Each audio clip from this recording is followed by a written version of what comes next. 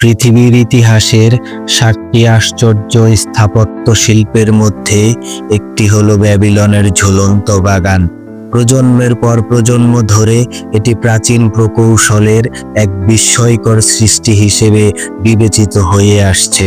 ব্যাবিলনের ঝুলন্ত উদ্যান এখনও একটি মহান স্থাপত্য শিল্প হিসেবে প্রতিষ্ঠিত, অতীতে মানুষের সৃজনশীলতা এবং দক্ষতার প্রতীক।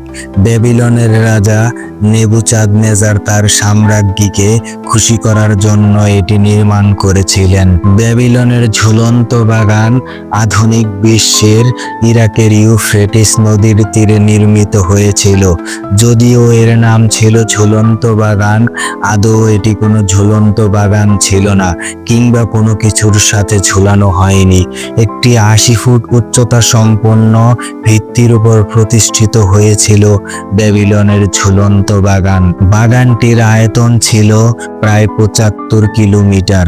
এর ভিত্তি স্থাপন করা হয় তৎকালীন সম্রাটের খাস উপাসনালয়ের সুবিন্যস্ত ছাদে। ভিত্তি স্থাপন করার পর মাটি থেকে এর উচ্চতা দাঁড়িয়েছিল 80 ফুট। এই ভিত্তির উপর নির্মিত হয়েছিল বিশ্বের সর্ববৃহৎ এবং বিস্ময়কর পুষ্প বাগান। 4000 শ্রমিক রাত দিন পরিশ্রম করে তৈরি করেছিল এই বাগান। বাগান পরিচর্যার কাজে নিয়োজিত ছিল 1050 জন শ্রমিক।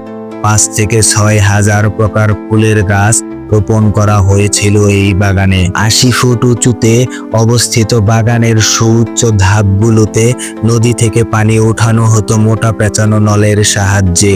514 খ্রিস্টাব্দে পার্শ্ববর্তী পারস্য রাজ্যের সাথে এক ভয়াবহ রক্তক্ষয়ী যুদ্ধে এই সুন্দর বাগানটি সম্পূর্ণরূপে ধ্বংস হয়ে যায়। পরবর্তী বহু বছর ব্যাবিলনের নিয়ন্ত্রণ চলে যায় বিভিন্ন জাতিগোষ্ঠীর হাতে।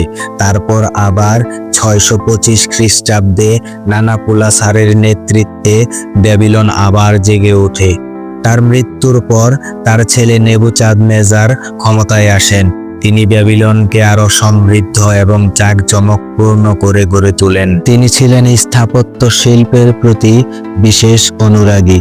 বিভিন্ন যুদ্ধে ধ্বংসপ্রাপ্ত বিভিন্ন মন্দির, প্রাসাদ ও স্থাপত্য পুনর্নির্মাণ করেন এবং ব্যাবিলন শহরকে আরো জাঁকজমকপূর্ণ করে গড়ে তোলেন। নিনিভে নামক এক সাম্রাজ্য দখল করার সময় মিডিয়ান সম্রাট তাকে সহযোগিতা করেছিলেন।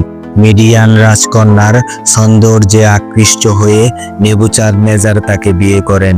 বিয়ের পর রাজকন্যা হলেন ব্যাবিলনের সাম্রাজ্ঞী। কিন্তু ব্যাবিলন সাম্রাজ্ঞীর সেখানে খুব বেশি ভালো লাগতো না, কারণ তার নিজের দেশ ছিল পাহাড় পর্বতে ঘেরা, আর ব্যাবিলন ছিল সমতল ভূমি। পাহাড়ি দৃশ্যের জন্য সাম্রাজ্ঞী ব্যাকুল হয়ে পড়েন।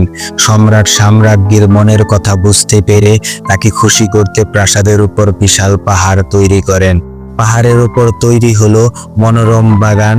সারা পৃথিবী থেকে চমৎকার সব উদ্ভিদ, ফুলের গাছ এনে সাজিয়ে দেওয়া হলো ব্যাবিলনের ঝুলন্ত বাগান। তবে এই বাগান সম্পর্কে বিভিন্ন মতভেদ রয়েছে।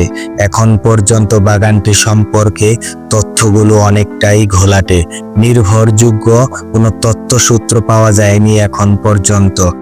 অনেক প্রত্নতাত্ত্বিকবিদদের মতে বাগদাদ শহর থেকে প্রায় 85 কিলোমিটার দক্ষিণে মেসোপটেমীয় অঞ্চলে ফোরাত নদীর তীরে অবস্থিত রাজার প্রাসাদের পাশে এই উদ্যানটি অবস্থিত ছিল। নদী থেকে বাগানগুলিতে পানি পরিবহন করা হতো ক্রমাগত ঘূর্ণায়মান বালতির শৃঙ্খলার মাধ্যমে, যা প্রতিদিন বিশাল কর্মবাহিনী দ্বারা পরিচালিত হতো পানি সেচ এবং পরিচর্যার জন্য।